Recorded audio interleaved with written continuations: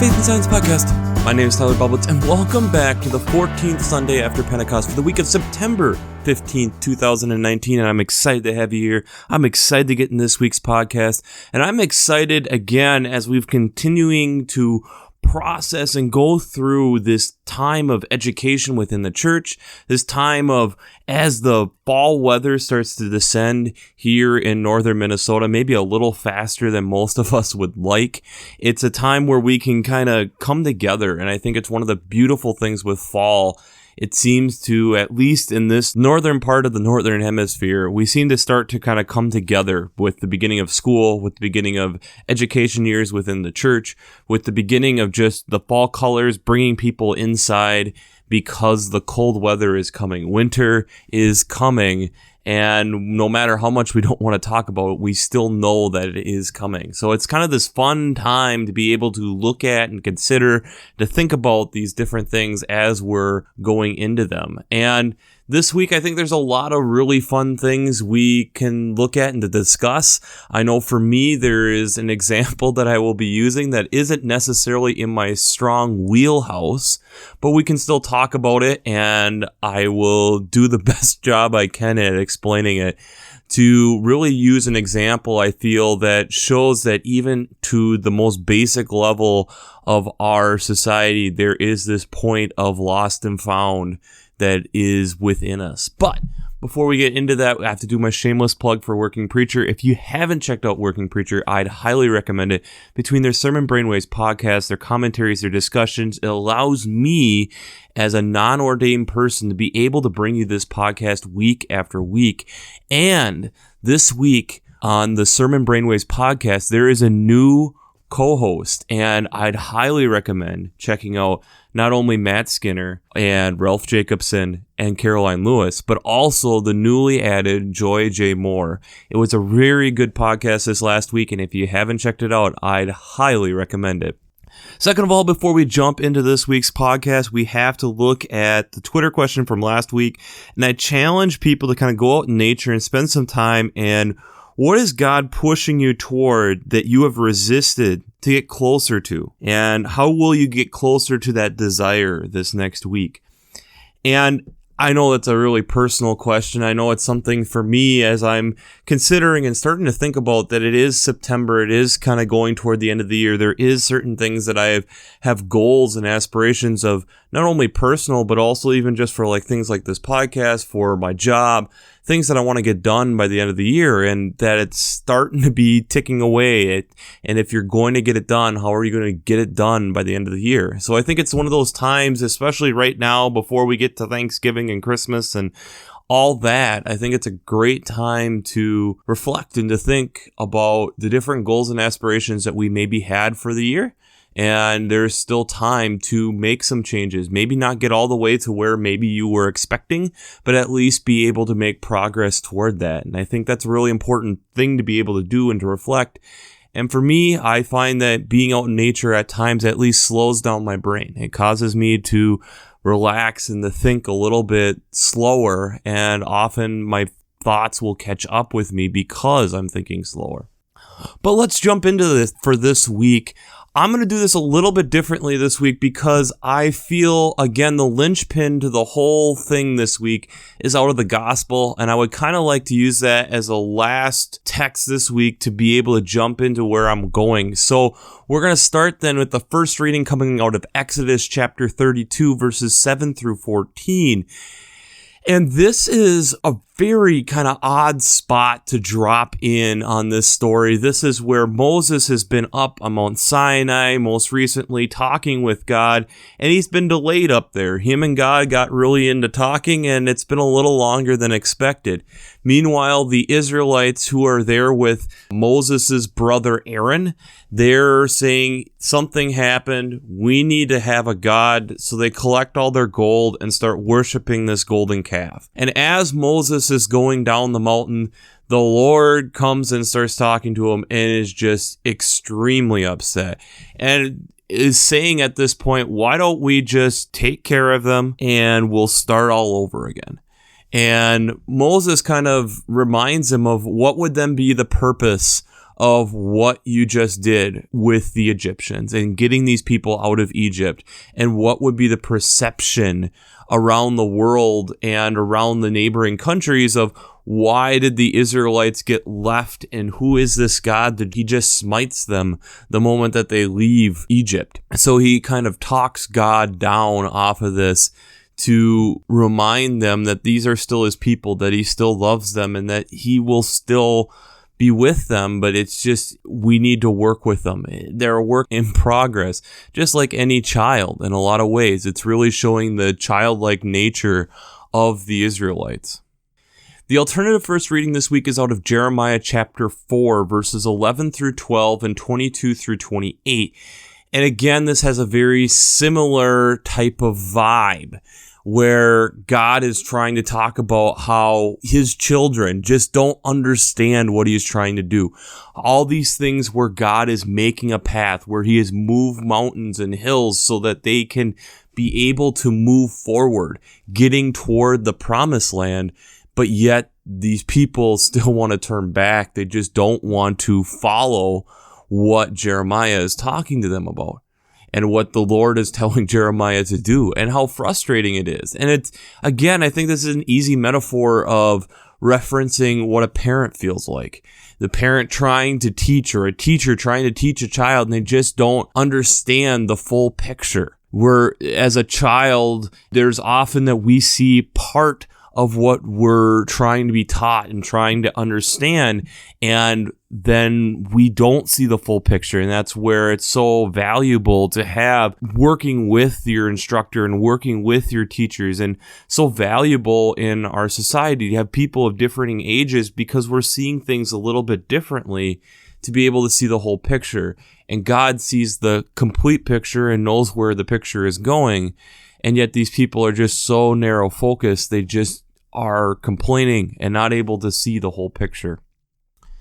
The psalm this week is Psalm 51, verses 1 through 10. And this is, again, looking at the self and understanding that I am a hypocrite. I am one who causes a lot of my own pain. There's a lot of things where I have essentially made it more difficult to be the person that God wants me to be.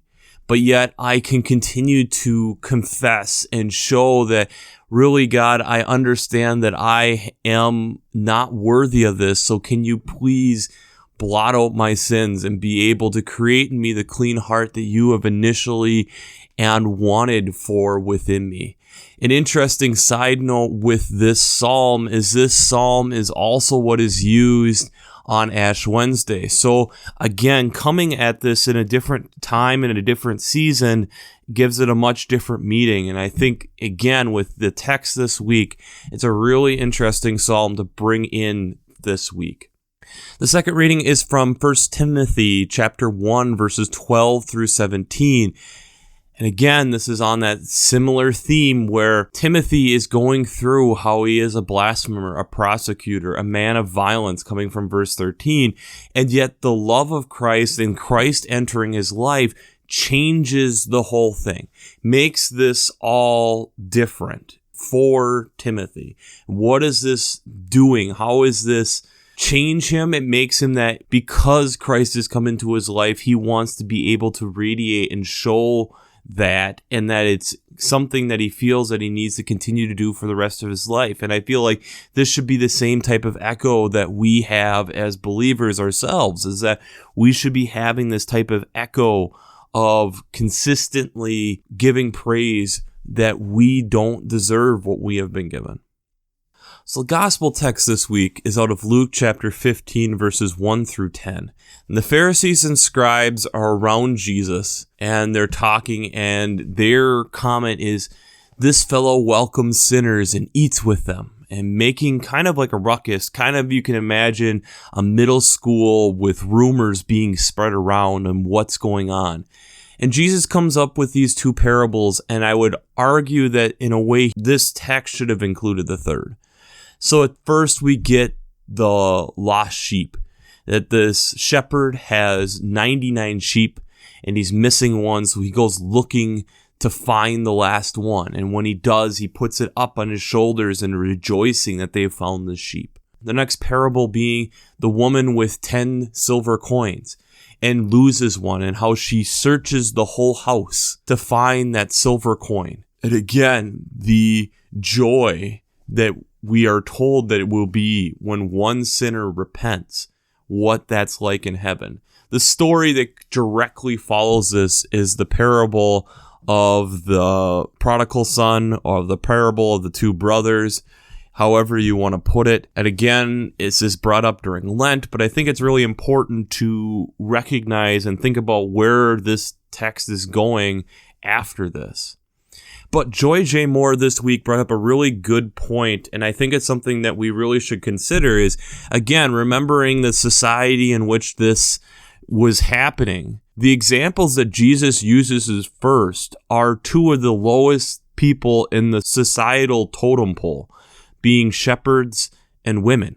Before he ever tells the other story that we probably have heard hundreds and hundreds and hundreds of times, and it's not that we don't hear these, there just seems to be more meat and potatoes on it, but really it's the same type of story. But yet he brings up the lowest of the low in society, and understanding that even they do this, then why wouldn't I be doing the same thing for them? And I think it's also kind of his mockery back to this fellow welcome sinners, and essentially, let me show you how between the different groups that your society has established, this happens with all of them. All of them eat. All of them go through this. Then why wouldn't you do the same?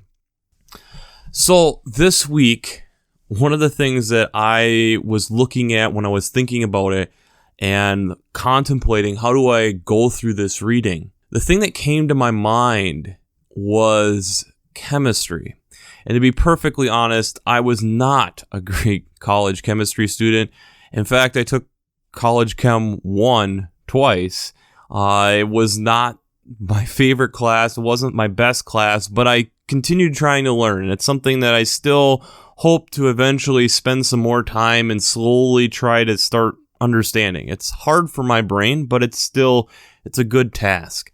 But one of the things that you do with chemistry, especially at that basic of a level, is understanding how basic molecules come together and how you have different elements and how you make the different types of bonds between them.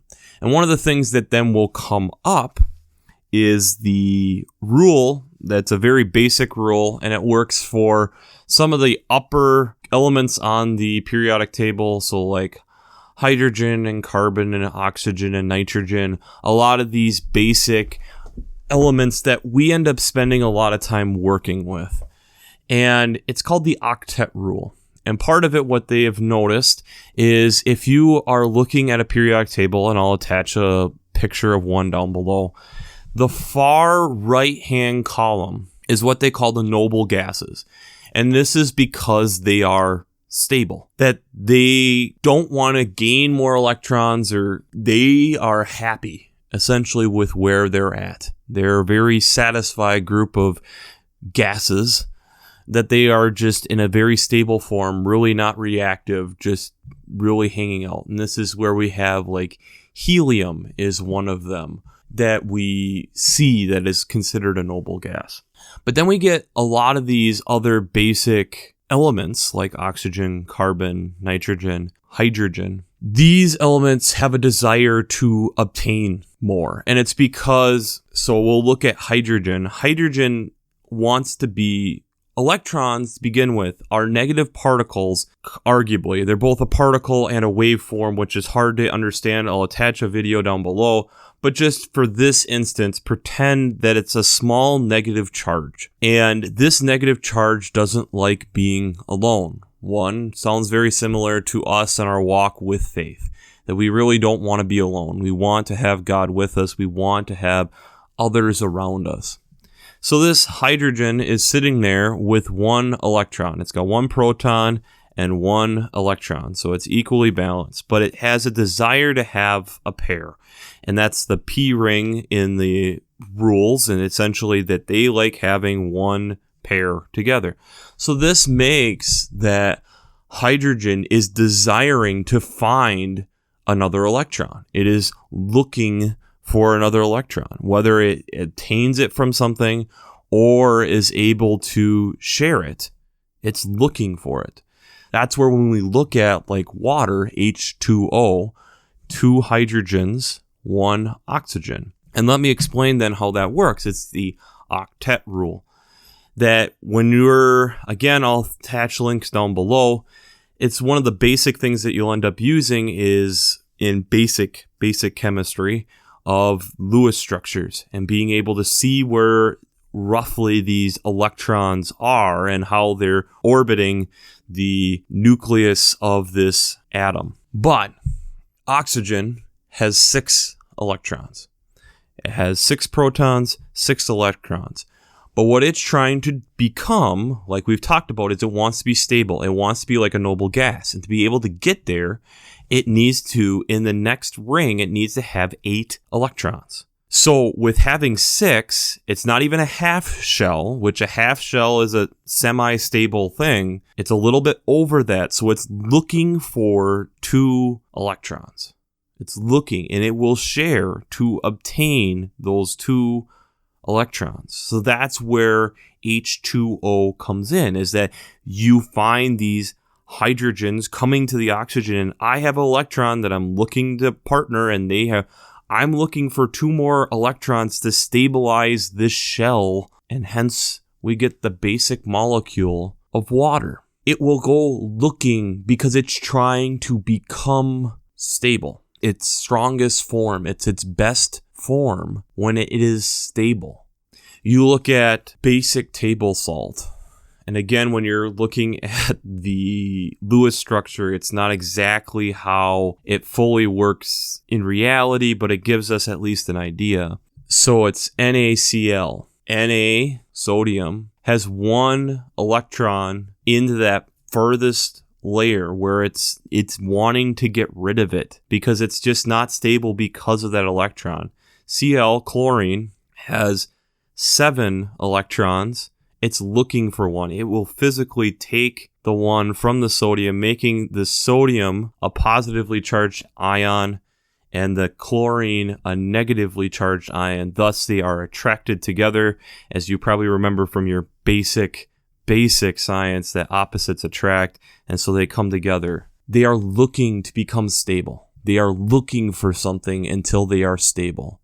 When I look at these texts and are contemplating and thinking about how this all works, we are looking to become stable. And we realize in our own lives that there are a lot of things that separate us, that make it more difficult than it should be. That we look at that we should have 10 silver coins, but we only have 9 because somewhere along the line we lost it. And that through Christ and through us being able to search until we find that lost coin, just like one of these elements looking for electrons to become stable.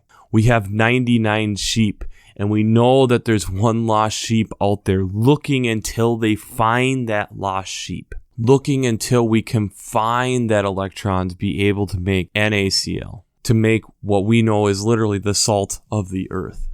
We so often are afraid in a way of coming forward with all the baggage that we have and thinking about what does that all mean. It was actually this last Sunday, it was really interesting because Pastor Corey Furman, where I am attending at First Lutheran in Bemidji, brought up how we've shifted over the last 70 years from using Holy Ghost to Holy Spirit, because Ghost carries too much baggage. The word it distracts. It carries too much baggage with it. So we change to a better word to be able to help us get our heads around that word. I think at times we think we're the same type of thing. We're like the word ghost. We carry too much baggage. We carry too much around with us that it's not worth it to fight through it at times. To really be able to go and lay that out or to talk to somebody at times of what that means. How it continues to affect us. Because we're not complete. We're not being fully who God is calling us to be because we're carrying around this luggage. And I'm as guilty as anybody in doing this. But yet we get texts like this, and we get the text like from 1 Timothy, that it's a God who or even the alternative first reading from Jeremiah, we have a God who is literally pushed aside mountains and is willing to go more than that extra mile. He's willing to go as far as it takes for us. But we have to be willing to accept and be willing to admit that we have baggage and we have trouble at times letting it go and asking for God to help us in that. How often are we just like a hydrogen floating, unstable, with one electron, looking for a lone pair, looking for a valence electron, however you want to put it, looking for that pairing of an electron to become stable. But we say for whatever reason, we're not worthy of that other electron to become stable. We're not worthy to even become H2 and become stable that way. We're on our own. We're meant to go on our own. And I think it's one of the biggest lies in the society and the world in which we're in. We're told to be independent. We're told to take on the world. And yet what we really need is community. We need even H2. We need to be able to share the electron that we have to become stable. We have to be willing to, with sharing that electron, open up and show all the damaged goods that we are. And when we do, we realize that the person we're talking to is also damaged goods. And yet there's a Father who looks down on us and says, I love you so much, I don't see you that way. And it's working with ourselves to be able to see that like hydrogen has one electron and it may not be stable at the moment, but it's still useful because someone else needs that hydrogen. Just like that we see that our baggage holds us down, that we come to Christ and say, I realize I'm damaged goods. Help me so I can see the blessing that you have made me to be and embrace it and run with it. Because I can tell you at the basic level of chemistry that I understand that there is no way any of those elements sees themselves as unuseful. It sees themselves as something that I need to become useful, and I will be useful. I'm here for a reason. And I think a lot of times that we get so caught up in our own selves and our own lives that we don't necessarily see the light of Christ coming into our lives to say, I have so many plans to illuminate your life and to be the light that casts in the darkness. Trust me, let go of your bags. Let me heal those wounds, and I will send you forth on a mission of a lifetime that will mean so much more to you and to me as we walk together through this, because you're not alone. So the Twitter question this week will be, where are you traveling alone that you need to join together with someone? And I'm going to put someone in quotes because someone can be so many different things. Because I'd argue that it isn't just a physical person, and I wouldn't argue that it always is God. It's sometimes God working through something. Because I know, and it's something that we've talked about, and I would hope you've kind of picked up at times through this podcast, is sometimes I feel like it's God working through something else, even sometimes what we consider an inanimate object that helps us understand something to help move us forward. So yes, you're partnering with God, but sometimes it's through an inanimate object. Sometimes it's the simplicity of life, the simplicity of other things that helps us actually see where God is calling us and moving us toward.